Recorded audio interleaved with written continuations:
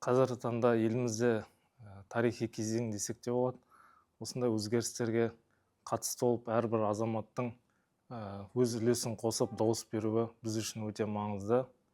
Енді алдағы құрылтай депутаттығына сайлауға барлық партиялардан осындай сайлау алды бағдарламаларын таныстырып жүзеге асырды. Сонымен танысып шықтық.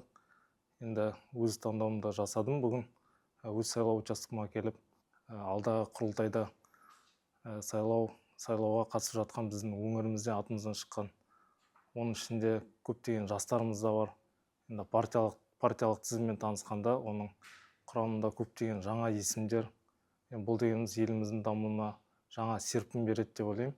Құрылтайдың шешімінен кейін ел болашағы тек қана алға дамып, жарқырай түседі деп есептеймін. Жаңадан сайланған депутаттар ел игілігі үшін қызмет етеді деп үміттенеміз.